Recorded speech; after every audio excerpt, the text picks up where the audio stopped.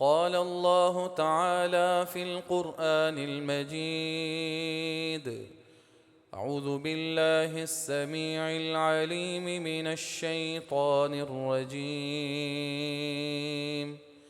من همزه ونفخه ونفثه. بسم الله الرحمن الرحيم. قال: ومن يقنت من رحمة ربه إلا الضالون۔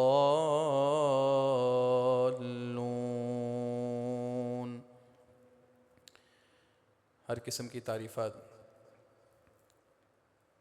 تمجیدات و تسبیحات خالق کائنات اللہ رب العالمین کی ذات باری تعالیٰ کے لیے۔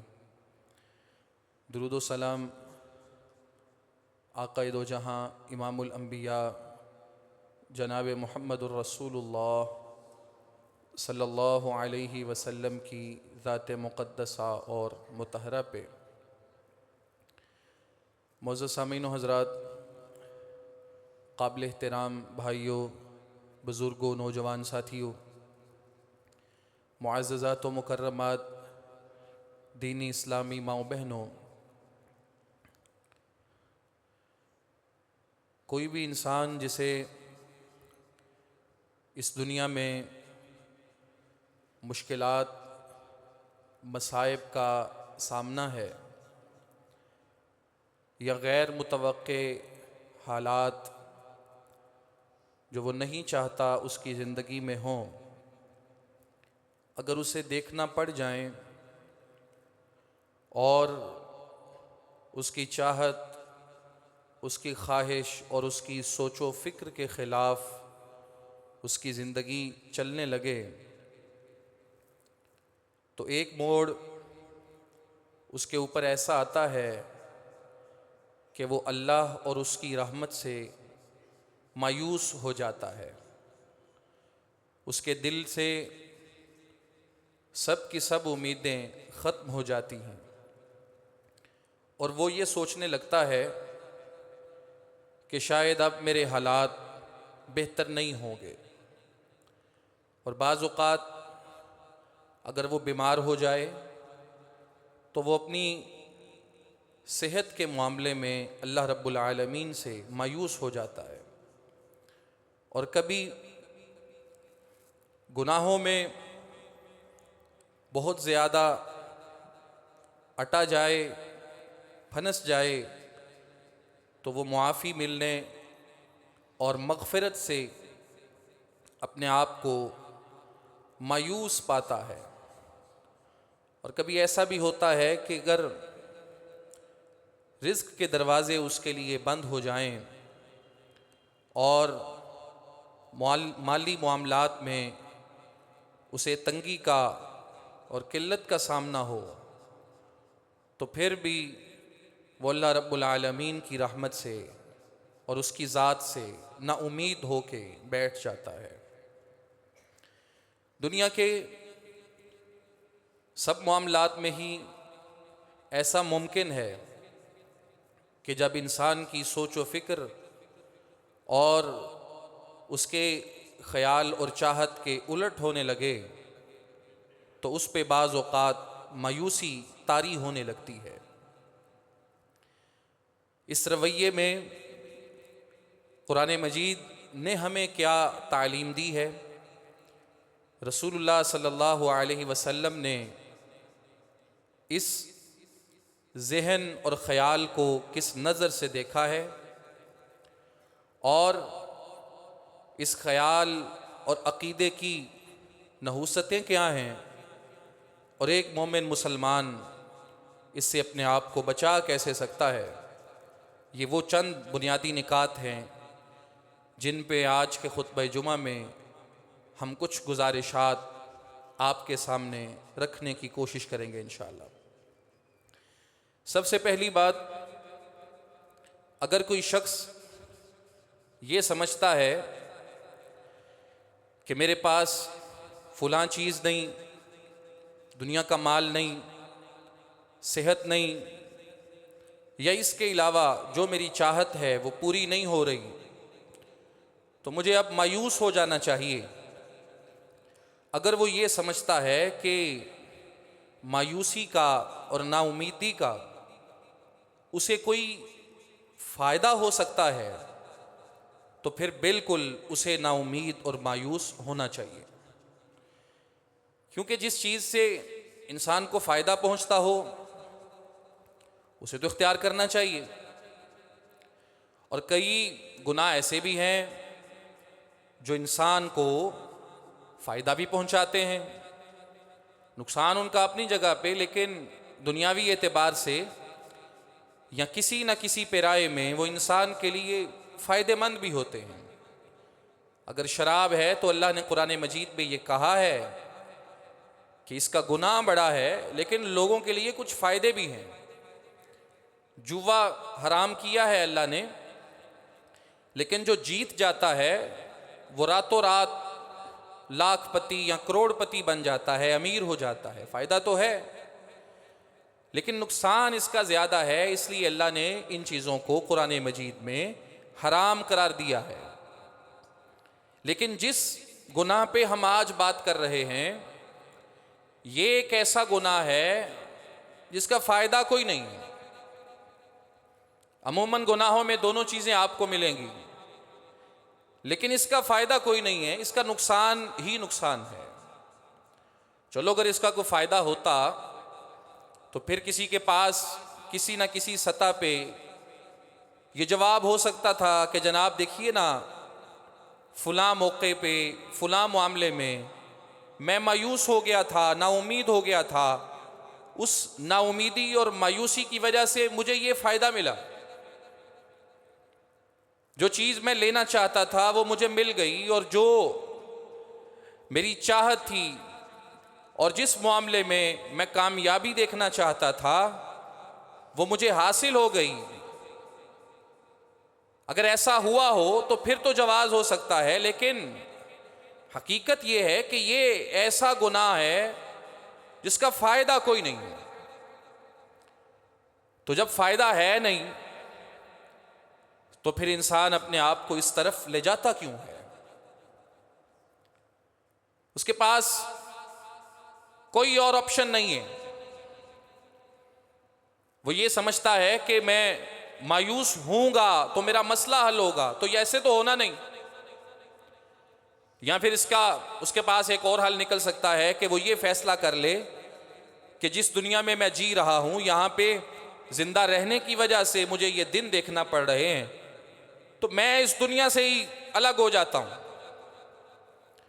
اگر وہ لوگوں کو فرار ہو کے کسی اور راستے پہ چل نکلے، بالکل اکیلا ہو جائے، بیوی بچوں سے دور ہو جائے، رشتہ دار، خاندان، قوم، قبیلے سے بھاگ جائے، چاہے وہ عبادت کرنے کے لیے ہی جنگلوں میں چلا جائے، پہاڑوں کی چوٹیوں پہ چڑھ جائے، اسلام کہتا ہے یہ رہبانیت ہے، اللہ رب العالمین کے بنائے ہوئے دین میں اس کی اجازت نہیں ہے۔ کوئی اس سے بھی زیادہ پیک پہ جانا چاہے، اپنے آپ کو اس سے اگلی سطح پہ لے جانا چاہے، تو وہ یہ اگر سوچتا ہے نا کہ میں مایوسی سے بھی اگر کام نہیں بنتا تو چلو یہ جس دنیا میں رہتا ہوں یہاں پہ رہنے کی وجہ سے مسائل ہیں تو میں اپنی زندگی کا خاتمہ کر لیتا ہوں، خودکشی کر لیتا ہے۔ تو وہ یہ چیز ذہن میں بٹھا لے کہ اگر وہ یہ سوچ رہا ہے کہ خودکشی کرنے سے اپنے آپ کو ختم کرنے اور اپنی جان خود لینے سے میرے مسئلے حل ہو جائیں گے، اگر وہ یہ سوچتا ہے تو اس کا جواب یہ ہے وہ ذہن میں بٹھا لے جس قدر بھی زیادہ اس کی زندگی مشکلات کا شکار ہے، اگر اس نے ان سے بچنے کے لیے، ان مشکلات سے جان چھڑوانے کے لیے اس رستے کو اختیار کیا ہے تو وہ یہ جان لے مسئلے ختم نہیں ہوں گے، در حقیقت مسئلے اس دن شروع ہو جائیں گے، اس دن آغاز ہوگا اس کے مسائل کا۔ پھر شاید پیچھے کیا ہوا اور کیا نہیں ہوا ان سب چیزوں کو وہ بھول جائے گا، جن مسائل کا سامنا اسے اس دن کرنا پڑے گا جس دن وہ اپنی جان خود لینے میں کامیاب ہو جائے گا۔ پھر وہ دیکھے گا کہ واقعتاً جس زندگی میں میرے اللہ نے مجھے رکھا تھا وہاں یہ چیز نہیں تھی جو مجھے ابھی فیس کرنا پڑ رہی ہے۔ کیونکہ اللہ اس کو سمجھا رہے ہیں دنیا میں تو اپنی مرضی سے آیا ہی نہیں، کوئی بھی انسان اپنی مرضی سے نہیں پیدا ہوا، اور جس جگہ پہ وہ پیدا ہوا ہے، جس گھر میں وہ آیا ہے، جس طرح کے لوگوں میں وہ رہ رہا ہے، وہ اپنی مرضی سے ان سب چیزوں کی سلیکشن اس نے نہیں کی۔ اس کے ماں باپ کا تعین کرنے والا بھی اللہ ہے، اس کے بہن بھائی کون ہوں گے بنانے والا بھی اللہ ہے، اس کے باقی رشتہ دار دیگر اقربا کون ہوں گے اللہ نے بنائے ہیں۔ ہاں تھوڑا سا اختیار دیا ہے کہ وہ اپنی بیوی کا انتخاب خود کرتا ہے، اس کے علاوہ جتنے بھی اس کے رشتے اس کے ساتھ جڑے ہیں سب اللہ رب العالمین کے بنائے ہوئے ہیں۔ وہ کہتا ہے تم یہاں پہ آئے بھی میری مرضی سے ہو، یہاں سے جاؤ گے بھی میری مرضی سے، اپنی مرضی کے ساتھ نہ کوئی یہاں پہ آیا ہے نہ اپنی مرضی سے یہاں سے کوئی جائے گا۔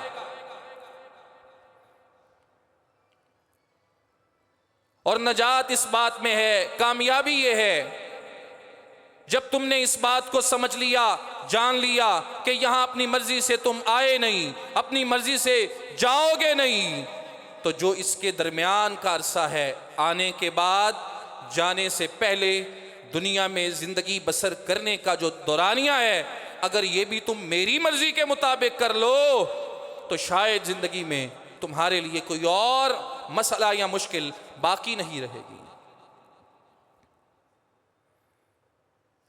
تو جس رستے پہ وہ جانے کی کوشش کر رہا ہے یا وہ سمجھ رہا ہے کہ اگر میں چلا جاؤں گا تو میرا مسئلہ حل ہو جائے گا، تو اس سے بھئی حل نہیں ہوگا، اس سے تو مسائل شروع ہو جائیں گے۔ سر دست رسول اللہ علیہ السلام نے یہ فرما دیا کہ لوگوں، جس بندے نے جس بھی چیز کے ساتھ اپنی جان خود لی ہے، قیامت تک کے لیے اس کو یہ سزا ملے گی۔ قیامت تک کے لیے وہ یہ سمجھتا تھا کہ شاید ایک دفعہ کی بات ہے، چند لمحوں کی بات ہے، تکلیف مول لوں گا، اس کے بعد اگلی زندگی بڑی سکھی ہو جائے گی۔ رسول اللہ علیہ السلام فرماتے ہیں نہیں، ایسا ہرگز نہیں ہوگا۔ کیا ہوگا؟ قیامت تک کے لیے جس چیز سے اس نے اپنی زندگی کو ختم کیا، وہ زہر جو اس نے اپنے آپ کو دیا، وہ فائر جو اس نے اپنے آپ کو لگایا، اللہ کے رسول علیہ السلام فرما رہے ہیں قیامت تک یہ سزا وہ بار بار اپنے آپ کو دے گا۔ ایک دفعہ دے گا، اپنی تکلیف برداشت کرے گا، اللہ اس کو پھر صحیح کر دے گا، پھر دے گا، اللہ اس کو پھر صحیح کر دے گا۔ قیامت تک کے لیے وہ سزا اپنے آپ کو دیتا رہے گا اور یہ تکلیف جھیلتا رہے گا۔ اگر وہ یہ سمجھتا ہے کہ یوں کرنے سے میری مشکلات مصائب میں کمی آ جائے گی یا ان کا حل نکل آئے گا، تو رسول اللہ علیہ السلام اس کو بتا رہے ہیں حل کوئی نہیں نکلے گا، مشکلات اور مصائب میں اضافہ ہو جائے گا اور ایسی زندگی سے پالا پڑے گا شاید جس جیسے حالات زندگی میں تم نے کبھی دیکھے بھی نہیں ہوں گے۔ جو حل مغرب نے نکال کے دیا ہے وہ یہی ہے نا، باقاعدہ طور پہ ریاستی سرپرستی میں جگہیں بنائی گئی ہیں، پوائنٹس بنائے گئے ہیں کہ اگر آپ تھک گئے ہیں دنیا کی دوڑ لگا کے تو آئیے، یہ جگہ آپ کے لیے ہے، سوسائڈ کریں، خودکشی کریں، اپنے ہاتھ سے اپنی جان کا خاتمہ کریں اور اپنی اگلی زندگی کو بڑے آرام سے انجوائے کریں۔ نہیں بھائی، کوئی انجوائے نہیں ہے۔ جس کا اللہ پہ ایمان ہے، جناب رسول اللہ علیہ السلام پہ ایمان ہے، وہ جان لے اگلی زندگی کا اس کے لیے کوئی مزہ نہیں، کوئی راحت نہیں، کوئی لذت نہیں، کوئی سکون نہیں۔ تو جب اس رستے کو اختیار کرنے میں بھی راحت اور سکون نہیں ہے اور نا امید اور مایوس رہنے کا بھی اسے کوئی فائدہ نہیں ہے، تو پھر اسے کرنا کیا چاہیے؟ مایوسی میں رہے، نا امیدی میں رہے یا کیا کرے؟ یاد رکھیے، جس طرح نماز چھوڑنا گناہ ہے، روزے کو ترک کرنا گناہ ہے، زکوٰۃ کھا جانا، حج سے اعراض کر لینا گناہ ہے، جھوٹ بولنا، شراب پینا، جوا لگانا، یہ سب گناہ جن کا ذکر اللہ قرآن مجید میں کر رہے ہیں، اسی طرح بالکل اسی طرح اللہ رب العالمین سے یا اس کی رحمت سے مایوس ہو جانا، نا امید ہو جانا بھی گناہ ہے۔ ان گناہوں کا تعلق انسان کے جسم کے اعضاء کے ساتھ ہوگا، یہ گناہ ایسا ہے جس کا تعلق انسان کے دل کے ساتھ ہے۔ وہ اللہ کے بارے میں کیا سوچتا ہے، اس کا ریلیشن، تعلق اپنے رب کے ساتھ کیسا ہے۔ دنیا کے حالات، زندگی کے حالات جیسے تیسے بھی ہو جائیں، اگر وہ اللہ سے نا امید ہے، اللہ سے نا امید ہے، لوگوں سے نا امید ہو جانا یہ کوئی بڑی بات نہیں ہے، بلکہ امیدیں لگانی اللہ سے چاہیے۔ اچھی بات ہے اگر کوئی لوگوں کے در سے نا امید ہو گیا ہے، مایوس ہو گیا ہے، لیکن اگر اللہ رب العالمین سے ہی مایوس ہے، اس کی رحمت سے مایوس ہے، نا امید ہے، یہ دل کا ایسا ایک خیال ہے، ایسی ایک سوچ ہے کہ جو جس طرح دیگر گناہوں کا اللہ قرآن مجید میں ذکر کر رہے ہیں، اسی طرح یہ بھی کبیرہ گناہوں کی فہرست میں شامل ہے۔ بندہ مفت گناہ کما رہا ہے، فائدہ بھی کوئی نہیں، دیگر گناہ کرے گا، شاید 4 پیسے کما لے، کسی کو ٹھگے گا، کسی سے جھوٹ بولے گا، فراڈ کرے گا، شاید کوئی دنیا کا تھوڑے وقت کے لیے فائدہ لے لے، لیکن یہ ایک ایسا گناہ جس کی نہ کوئی لذت ہے، نہ کوئی فائدہ ہے، اور جب تک یہ چیز اس کے دل میں، یہ خیال پنپ رہا ہے اور یہ سوچ باقی ہے، موجود ہے، اس وقت تک فرشتے اس کے گناہ کو نوٹ کرتے جا رہے ہیں۔ اور یاد رکھیے، شیاطین، ابلیس یا اس کی ذریت باقاعدہ طور پہ فکس ہیں، ڈیوٹیفل ہیں، اپنے اس کام پہ لگے ہوئے ہیں کہ لوگوں کے دلوں سے اللہ اور اس کی رحمت سے نا امیدی اور مایوسی پیدا کریں۔ وہ انسان کو یہی پٹیاں پڑھا رہے ہیں، یہی خیال اس کے دل میں ابھار رہے ہیں، یہی وسوسے ڈال رہے ہیں۔ اور قرآن مجید کی پوری ایک سورت، آخری سورت جسے آپ پڑھتے ہیں، 6 آیتوں پہ مشتمل سورت، انسان کو صرف یہ سکھا رہی ہے کہ شیاطین کے وسوسوں اور خیالوں سے جو وہ دلوں میں ڈالتے ہیں، تم نے کیسے بچنا ہے۔ من شر الوسواس الخناس، بار بار پینترے بدل بدل کے آئیں گے، الذی یوسوس فی صدور الناس، لوگوں کے دلوں میں خیال ڈالیں گے، من الجنۃ والناس، اللہ کہتے ہیں وہ شیطانوں کی ذریت، ان کا خاندان، ان کی آل اولاد کبھی انسانوں کی شکل میں بھی ہوتی ہے اور کبھی جنات چھپ کے آ کے بھی یہ کام کرتے ہیں۔ انسانوں کی شکل میں بھی کئی شیاطین ہوتے ہیں جو بندے کے پاس آ کے صرف اس کے دل میں یہ خیال پیدا کرنے کے لیے آتے ہیں کہ تیرا ککھ نہیں بننا، تو کبھی نہیں کامیاب ہو سکتا، تیرے حالات کبھی ٹھیک نہیں ہوں گے، تجھے روٹی روزی اللہ کبھی نہیں دے گا۔ اللہ کہتے ہیں انسانوں میں بھی ہوتے ہیں، جنوں میں بھی ہوتے ہیں جو لوگوں کے دلوں میں وسوسے ڈالتے ہیں، اور وسوسوں میں ایک وسوسہ اللہ کی رحمت سے لوگوں کو نا امید کرتے ہیں، اللہ سے نا امیدی دلاتے ہیں، اور ایسا گناہ کرواتے ہیں جو کبیرہ گناہوں میں سے بھی ہے اور انسان کو کوئی جس کا فائدہ نہیں۔ ہاں، اس گناہ کی موجودگی میں وہ ہر وقت اضطراب کا شکار رہے گا، ہر وقت پریشان تو رہے گا، بے چین تو رہے گا، دلی سکون اس کو کبھی نہیں ملے گا، ہر وقت اضطراب کی وجہ سے شاید ہائی بلڈ پریشر کا مریض بن جائے، جسم کو شوگر لگ جائے، کئی ایک بیماریوں کا شکار ہو جائے۔ وجہ اس کی کیا ہے؟ بیس میں کیا ہے؟ دل میں اللہ کی رحمت سے نا امیدی ہے، مایوسی ہے، اور مایوسی کے اندھیرے اس قدر اس کی زندگی میں چھائے پڑے ہیں، کہیں اس کو روشنی کا چراغ دکھائی نہیں دیتا، امید کی کرن اسے نظر نہیں آتی۔ دن بہ دن جوان ہے، کم عمر ہے، لیکن دکھنے کو بوڑھا نظر آتا ہے، کم عمر ہے، دکھنے کو بڑی عمر والا نظر آتا ہے۔ کیا ہے؟ تباہ کیا اپنے آپ کو، برباد کیا اپنے آپ کو۔ پیچھے وجہ ایک ہے کہ یہ اللہ رب العالمین کی رحمت سے نا امید ہو چکا ہے، مایوس ہو چکا ہے۔ مایوسی اور نا امیدی کے گناہ نے نہ صحت پلے رہنے دی، نہ جسم پلے رہنے دیا، نہ ایمان بچا اور نہ زندگی کے اندر کوئی برکت چمک اور دمک اس کو ملی. نقصان ہی نقصان، خسارہ ہی خسارہ، گھاٹا ہی گھاٹا، فائدہ کوئی نہیں. یا تو کوئی بتائے نا، اپنے تجربے کی روشنی میں ہی بتا دے کہ جناب یہ فائدے ہوتے ہیں. تو جب ایک گناہ کا فائدہ ہی کوئی نہیں اور کرنے والا مومن مسلمان ہو، نہیں ہو سکتا ایسا. اور اگر آپ قرآن مجید کو پڑھیں گے اور جناب محمد الرسول اللہ صلی اللہ علیہ وسلم کی سیرت اور آپ کی تعلیم و تربیت سے سیکھنا چاہیں گے تو آپ کو پتہ چلے گا کہ اللہ اور اس کے پیغمبر اس کا علاج بھی بتا رہے ہیں. وہ نہیں چاہتے اللہ رب العالمین یہ نہیں چاہتے کہ میرا ہو بندہ اور مایوس رہے. جناب رسول اللہ علیہ السلام کی قطعاً یہ خواہش نہیں ہے کہ میری امت کا شخص اور مایوس ہو.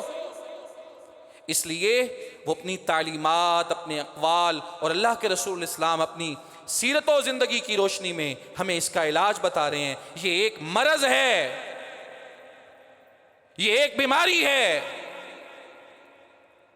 جو انسان کے دین اور دنیا دونوں کو ڈیمیج کر کے رکھ دیتی ہے. اور اس کا علاج آپ کوئی نفسیاتی ڈاکٹر کے پاس جائیں، شاید وہ بھی آپ کا وہ علاج نہ کر سکے. ادویات آپ لیں، شاید وہ بھی آپ کو وہ فائدہ نہ دے سکیں. جو موٹیویشن، تعلیم اور تربیت قرآن مجید کی آیتوں میں موجود ہے اور جناب رسول اللہ علیہ السلام کی قولی، فعلی اور عملی سیرت کے اندر موجود ہے،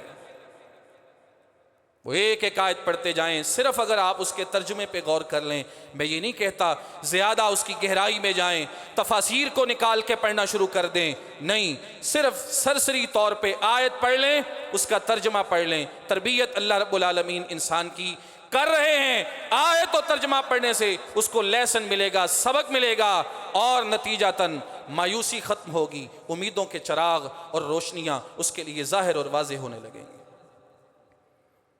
سب سے پہلی بات جو اللہ رب العالمین بتا رہے ہیں وہ قرآن مجید کے اندر موجود ہے، اور وہ کیا ہے کہ جس کا اللہ پہ ایمان ہے. کس پہ ایمان ہے؟ اللہ پہ. ظاہری دنیا کے جو اسباب ہیں، سورسز ہیں، ہماری نگاہیں دیکھتی ہیں کہ وہ ظاہری دنیا کی جو چیزیں ہیں ان کے ذریعے سے کام ہوتا ہے، ان کے ذریعے سے کام کریں، ان اسباب کو اختیار کریں، لیکن ایمان، توکل، یقین، بھروسہ، امید اللہ سے لگائیں. ظاہری اسباب کو استعمال اس لیے کرنا ہے کہ میرے اللہ کا حکم ہے. ایک مومن بندہ مسلمان صبح کو اٹھ کے منڈی میں جائے، مارکیٹ میں جائے، بازار میں جائے، چیزیں اٹھائے، سیل کرے، دکان کھولے، تجارت کرے، یہ سب کام وہ کرے گا کس لیے؟ اللہ کا حکم ہے. اس نے قرآن میں کہا ہے وَابْتَغُوا مِن فَضْلِ اللَّهِ، لیکن امید کس سے لگائے گا؟ دکان سے، اپنی انویسٹمنٹ سے. بھروسہ کس پہ ہوگا؟ اپنی صلاحیت پہ. امید اپنی زبان پہ، اپنے تجربے پہ، اپنے قد کاٹ، اپنی وجاہت پہ نہیں.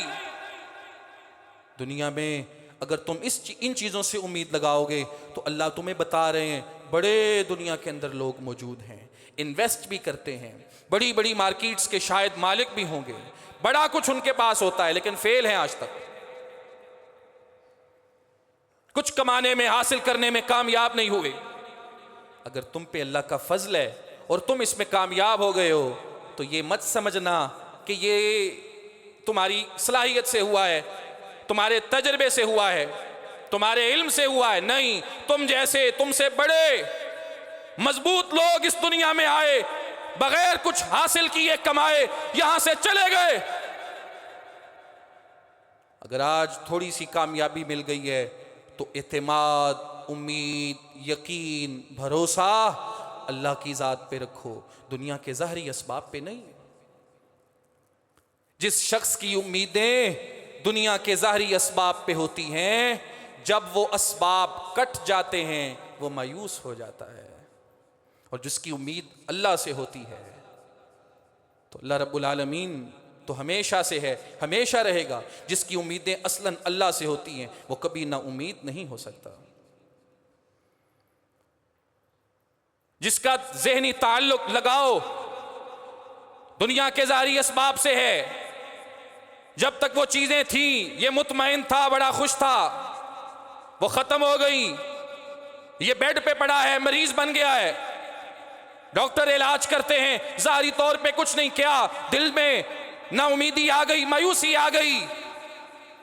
لیکن جو اللہ سے تعلق بنانے والا ہے وہ یہ سوچتا ہے کہ یہ ظاہری اسباب، یہ سورسز سارے میرے اللہ نے میرے لیے بنائے ہیں، میں ان کو استعمال کروں گا، لیکن عقیدہ میرا میرے اللہ سے جڑا ہوا ہے، وہ اس کے بغیر بھی دینے پہ قادر ہے، اس کے ساتھ بھی دینے پہ قادر ہے۔ وہ بندہ کبھی مایوس نا امید نہیں ہو سکتا۔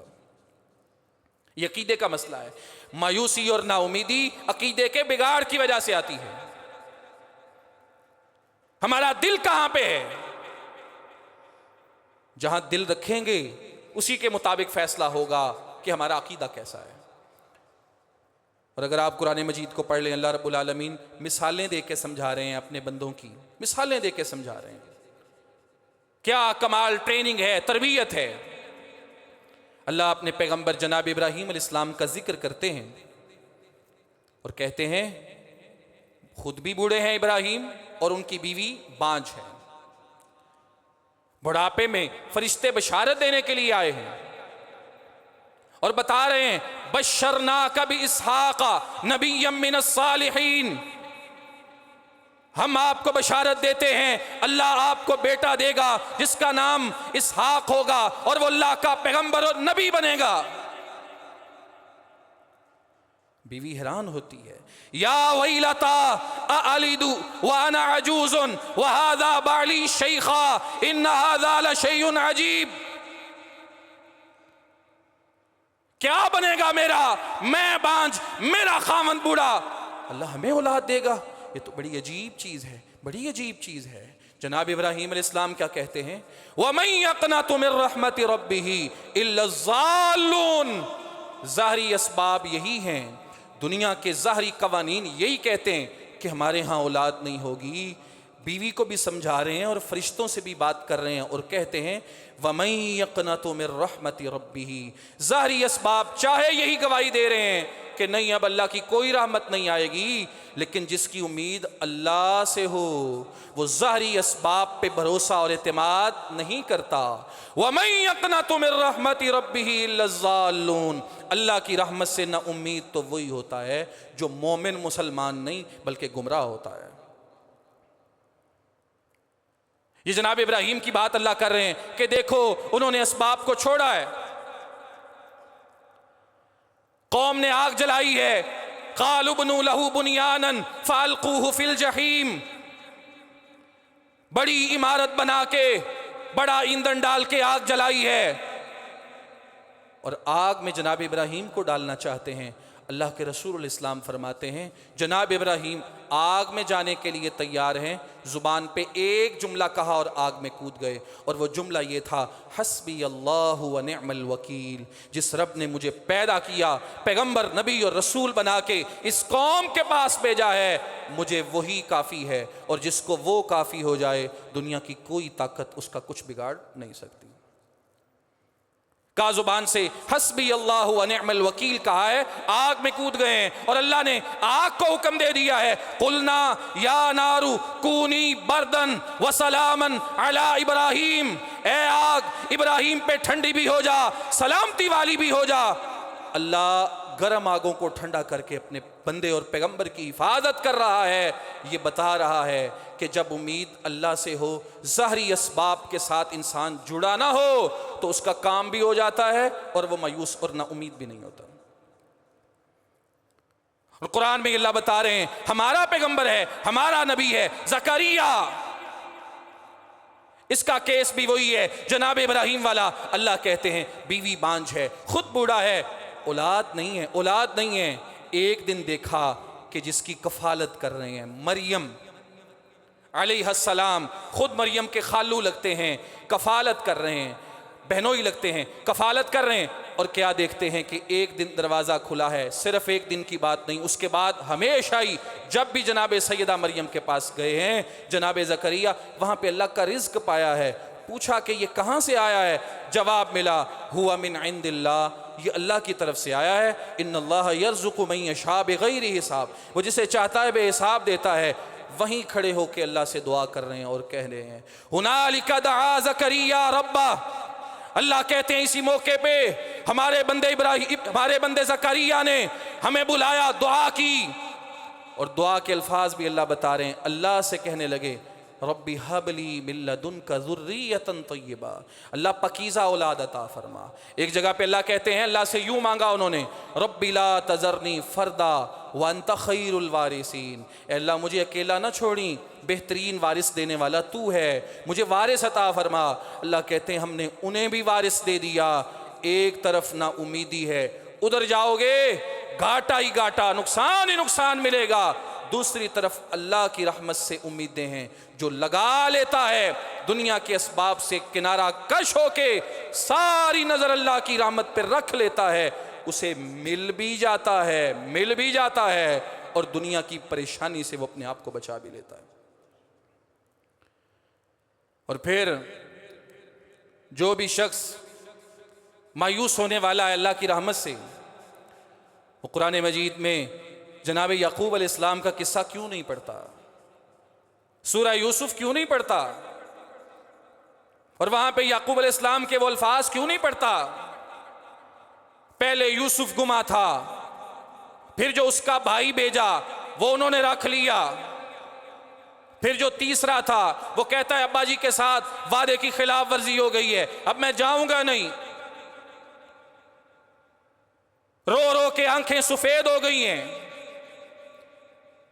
غم کھائے جا رہا ہے، اولاد مر جائے تو شاید صبر آ جاتا ہے، لیکن بچپن کی حالت میں بیٹا گم ہوا ہے، باپ کو صبر کیسے آئے؟ رو کے اللہ سے دعائیں مانگنے والے.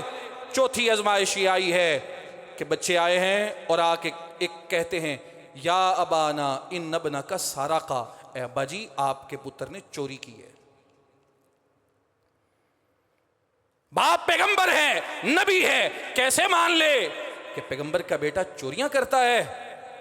ہاں اگر آپ کو یقین نہیں نہ آتا تو پوچھ لیں وَاسْأَلِ الْقَرْيَةَ الَّتِي كُنَّا فِيهَا وَالْعِيرَ الَّتِي يَقْبَلْنَا، جس بستی میں ہم گئے تھے وہاں جا کے پوچھ لیں، یا جو قافلہ ہمارے ساتھ گیا اور آیا ہے ان سے پوچھ لیں. باپ کا جواب وہی ہے یا بنی یذهبوا فتحسسوا من یوسف واخی، میرے بیٹو جاؤ یوسف کو بھی تلاش کرو، اس کے بھائی کو بھی تلاش کرو. بچے کہتے ہیں کہاں سے لائیں یوسف کو؟ کئی سال گزر گئے، آج پھر اس کا نام لیتے ہیں. لیکن باپ کو یقین ہے ملے گا. ظاہری اسباب یہی ہیں کہ کچھ نہیں ملے گا، لیکن باپ بیٹوں کو کہتا ہے یا بنیا، اے میرے بیٹو اذهبوا جاؤ فتحسسوا من یوسف واخی، یوسف کو بھی ڈھونڈ کے لاؤ، اس کے بھائی کو بھی لاؤ. آگے کیا کہا؟ وَلَا تَيْأَسُوا مِن رَوْحِ اللَّهِ، اللہ کی رحمت سے نا امید نہ ہونا. إِنَّهُ لَا يَيْأَسُ مِن رَوْحِ اللَّهِ إِلَّا الْقَوْمُ الْكَافِرُونَ، اللہ کی رحمت سے نا امید وہ ہوتے ہیں جو کافر ہوتے ہیں. جو اللہ کو ماننے والے ہوتے ہیں وہ کبھی اللہ کی رحمت سے نا امید نہیں ہوتے. جس کو یہ پتا ہے کہ مجھے پیدا اللہ نے کیا ہے،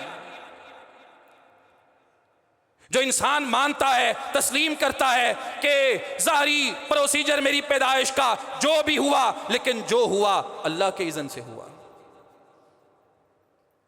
جس کا یہ ایمان ہے کہ میں نہیں تھا، مجھے دنیا میں اللہ لایا، وہ کیسے یقین کر سکتا ہے کہ اس نے پیدا کر کے مجھے بلا دیا ہے، مجھے چھوڑ دیا ہے؟ جو یہ تسلیم کرتا ہے، مومن ہے، مانتا ہے کہ ایک پانی کے قطرے سے اللہ نے مجھے جمع ہوا خون بنایا، جمے ہوئے خون کو اللہ نے مجھے گوشت میں بدلا، میرے اس گوشت کے ٹکڑے میں اللہ نے پورے جسم کو ڈیزائن کیا، 360 جوڑ بنائے، الم نجعل لہ عینین، دیکھنے کے لیے آنکھیں دیں، ولسانا وشفتین، بولنے کے لیے زبان دی، वशफ़तैन, मुंह को बंद रखने के लिए, खूबसूरती के लिए होंठ दिए। वहदैनाहु नजदैन, सीधे और गलत रास्ते की तरफ मेरी रहनुमाई की। जिसका ये ईमान है, अल्लाह पे भरोसा है, वो ये भी मानता है, ये भी तस्लीम करता है कि जिस अल्लाह ने मुझे दुनिया में भेजा और जब मैं शिक्म मादर में था, जिसने मुझे वहां नहीं बुलाया, मेरी सांस का इंतजाम वो कर रहा था, ऑक्सीजन मुझे वो दे रहा था, खाने पिलाने का इंतजाम वो कर रहा था, जिसने मुझे वहां पे जिंदा रखा। सुम्मा सबीला यस्सरा, उसी के इज़्न से मेरी पैदाइश हुई और मैं दुनिया में आया। जो बंदा ये तस्लीम करता है, मानता है, मोमिन है, जनाब यकूब बता रहे हैं, ला ययअसु मिर रौहिल्लाह, वो अल्लाह की रहमत से ना उम्मीद हो ही नहीं सकता। मुश्किल आई है, मुसीबत आई है, तो वो सब्र करता है। भाई सब्र क्या है? सब्र में पहली चीज बर्दाश्त है। सब्र क्या है? सब्र में दूसरी चीज अल्लाह की रहमत का इंतजार है। और मोमिन मुसलमान जल्दबाज नहीं होता, वो इंतजार करता है। कानून फितरत है, नेचर का ये रूल है। अल्लाह रब्बुल आलमीन की फितरत में बहुत सारी ऐसी चीजें मौजूद हैं जो थोड़ी थोड़ी करके आगे बढ़ती हैं, उनमें इंतजार होता है। अल्लाह मुझे आपको सबक सिखाना चाहता है, वो सब्र की तलकीन करता है। और अल्लाह के रसूल इसीलिए फरमा रहे हैं, आजबल अम्रिल मोमिन, मोमिन का मामला बड़ा ही अजीब है, बड़ा ही अजीब है। मोमिन बड़ा अजीब होता है। पूछा गया अजीब होता है कैसे? कहा अगर व इन असाबतहु सर्रा, जिंदगी में खुशियां आती हैं तो वो अल्लाह का शुक्र करता है, और जिंदगी में जब तंगियां आती हैं तो वो उस पर सब्र करता है। ना उम्मीद तो नहीं होता, वो मायूस तो नहीं होता। और कुरान में अल्लाह मिसालें दे के समझा रहे हैं कि लोगों देखो, ओहद वालों को देख लो, 1000 की तादाद में आए हैं, दुश्मन 3000 का मुकाबला लेके आया है, बड़ी तैयारी के साथ आया है। अंदर के मुनाफिक मोमिनों को डरा रहे हैं और कह रहे हैं, इन्नन्नास क़द जमअू लकुम फख्शौहुम, देखो सारे लोग जमा होकर तुम्हें मारने के लिए आ गए हैं, इनसे डर जाओ, अपना बचाव कर लो। अल्लाह कहते हैं लोग इनको डरा रहे थे और इनका फज़ादहुम ईमाना, लोगों की उल्टी सीधी बातें सुन के इनका ईमान बढ़ रहा था। वक़ालू हस्बुनल्लाहु व निअमल वकील, और ये कह रहे थे दुश्मन जहां भी आ गया है हमारे लिए हमारा अल्लाह और हमारा रब काफ़ी है। और अल्लाह कहते हैं अजाब के मौके पे देख लो, सारे दुश्मन इकट्ठे होके 10,000 की तादाद में आए थे और प्लेन लेके आए थे। अब मदीने में कोई मोमिन मुसलमान बाकी नहीं रहेगा, मिलिया मेट करने के लिए आए थे, मिटाने के लिए आए थे। मुनाफिकों की हालत ये थी, अल्लाह कहते हैं इज़ यक़ूलुल मुनाफिकूना वल्लज़ीना फ़ी क़ुलूबिहिम मरज़ुन, मुनाफिक फ़ौरन मायूस हो गए और कहने लगे मा वअदनल्लाहु व रसूलुहु इल्ला गुरूरा, जो अल्लाह ने वादे किए थे नाउज़ु बिल्लाह वो भी धोखा था, जो पैगंबर ने वादे किए थे अल-अयाज़ु बिल्लाह वो भी धोखा था। अल्लाह कहते हैं जिसके दिल में निफाक होता है वो होता है मायूस, वो अल्लाह के बारे में इस तरह के ख्याल ज़हन में लाता है या जुबान पे ऐसी बातें लेके आता है। और जो मोमिन होता है वो कहता है सारी दुनिया भी इकट्ठी हो गई है, जो मेरे रब ने मेरे लिए नफ़ा लिखा है वो मिलेगा, और जो नुकसान उसने लिखा है वो कोई टाल नहीं सकता। उसका ईमान ज़ाहरी असबाब पे होता ही नहीं है। मोमिन तो ये बात पहले जानता है कि कभी असलहे से जंग जीती नहीं जाती, कभी तादाद की बलबोते पे, सलाहियत के बलबोते पे मोमिन कभी भी नहीं जीतता। वमन नस्रु इल्ला मिन इंदिल्लाह, वो जीतता है सिर्फ एक अल्लाह की मदद के साथ। और वो अल्लाह ही उसको कुरान में कह रहा है इन यंसुरकुमुल्लाहु फला गालिब लकुम, अगर अल्लाह ने तुम्हारी मदद की तो ज़हन में रखना तुम पे कोई गालिब नहीं आ सकता। और अगली बात भी सुन लो, वही यख़्ज़ुलकुम,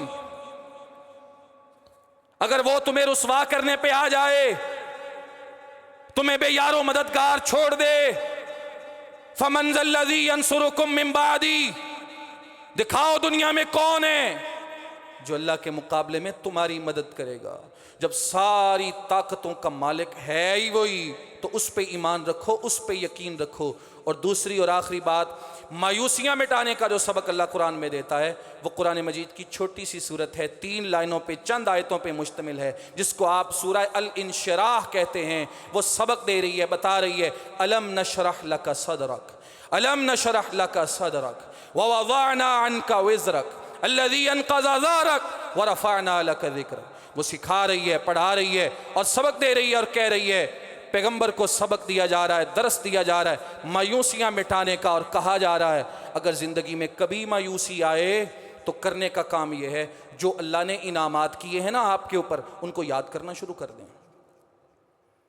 جو نعمتیں اللہ نے عطا کی ہیں ان کو گننا شروع کر دیں، یا بیٹھ کے ایک پیپر نکالیں، قلم نکالیے، اس پہ لکھنا شروع کر دیں۔ جب آپ اس کو لکھنا شروع کریں گے تو آپ کو یقین ہو جائے گا جس اللہ نے آپ کو یہ کچھ دیا ہے وہ آپ کو بے یار و مددگار نہیں چھوڑے گا۔ معروضی حالات، عارضی حالات، چند دنوں کے لیے حالات کچھ بھی آ جائیں، منزل ضرور مل کے رہے گی۔ اور وہ یہاں پہ یہی کہہ رہا ہے، جب پیغمبر بھی پریشان ہو رہے ہیں تو اللہ یہی کہہ رہے ہیں الم نشرح لک صدرک، کیا ہم نے آپ کے سینے کو کھولا نہیں ہے؟ سینہ کھولنا ایک محاورہ ہے، مطلب یہ ہے ہم نے آپ کو دین کی، ایمان کی، اللہ کی معرفت نہیں سکھائی۔ وَوَضَعْنَا عَنْكَ وِزْرَكَ، ہم نے آپ کا بوجھ آپ سے نہیں اتارا۔ الَّذِي أَنْقَضَ ظَهْرَكَ، جس بوجھ نے آپ کی کمر کو توڑ کے رکھ دیا تھا۔ مفسرین نے لکھا ہے اس بوجھ سے مراد وحی کا بوجھ ہے، جس کے بارے میں قرآن کہتا ہے اگر یہ وحی، یہ کتاب، یہ قرآن ہم پہاڑوں پہ اتارتے تو وہ ریزہ ریزہ ہو جاتے۔ اللہ نے پیغمبر کے دل پہ اتارا، اور اللہ بتا رہے ہیں پیغمبر اس وحی کو اٹھانے، کنٹین کرنے کے قابل ہم نے آپ کو بنایا ہے، یہ آپ کے اوپر ہمارا احسان نہیں ہے۔ وَرَفَعْنَا لَكَ ذِكْرَكَ، اور ہم نے آپ کا ذکر بلند کیا ہے۔ لوگ کلمہ شہادت پڑھتے ہیں، اس میں اللہ کا بھی ذکر کرتے ہیں، آپ کا بھی ذکر کرتے ہیں۔ مؤذن اذان دیتا ہے، اقامت کہتا ہے، آپ کا بھی ذکر ہے، ہمارے ساتھ آپ کی رسالت کی گواہی بھی دیتا ہے اور ہماری توحید کا اعلان بھی کرتا ہے۔ خطیب مقرر خطبہ پڑھتا ہے، اس میں اللہ کا بھی تذکرہ کرتا ہے۔ وَرَفَعْنَا لَكَ ذِكْرَكَ، ہماری گواہی بھی دیتا ہے، آپ کی رسالت کی گواہی بھی دیتا ہے۔ لوگ نماز میں تشہد میں بیٹھتے ہیں، اتحیات پڑھتے ہیں، جہاں پہ ہمارا ذکر و تذکرہ ہوتا ہے وہاں پہ سلام بھی آپ پہ بیچتے ہیں، درود بھی آپ کے لیے پڑھتے ہیں۔ جہاں پہ ہم نے اپنی اطاعت کرنے کا حکم دیا ہے وہاں پہ آپ کی اطاعت کا بھی حکم دیا ہے۔ قیامت کے دن آدم کی ساری اولاد کی سرداری اللہ آپ کو دے گا، لوائے حمد، حمد کا جھنڈا آپ کے ہاتھ میں ہوگا، مقام محمود بھی آپ کو دے گا، حوض کوثر اور جنت کی نہر کوثر بھی آپ کو دے گا، اور اے پیغمبر آپ لوگوں کے لیے شفاعت بھی کریں گے، آپ کے پہنچنے سے جنت کے دروازے بھی کھلیں گے۔ وَرَفَعْنَا لَكَ ذِكْرَكَ، جس اللہ نے آپ کے ذکر کو اتنا بلند کیا ہے وہ کبھی آپ کو بے یار و مددگار نہیں چھوڑے گا۔ اور آگے قیامت تک کے لیے ایک اصول سمجھا دیا، فَإِنَّ مَعَ الْعُسْرِ يُسْرًا، إِنَّ مَعَ الْعُسْرِ يُسْرًا۔ آیتیں پڑھی ہوں گی، سنی ہوں گی، لیکن کبھی غور نہیں کیا ہوگا یہ بات کیا ہے یہاں پہ۔ فَإِنَّ مَعَ الْعُسْرِ يُسْرًا، اللہ کہتے ہیں بے شک مشکل کے ساتھ ہی ایک آسانی ملتی ہے۔ پھر کہا إِنَّ مَعَ الْعُسْرِ يُسْرًا، بے شک مشکل کے ساتھ ہی ایک اور آسانی ملتی ہے۔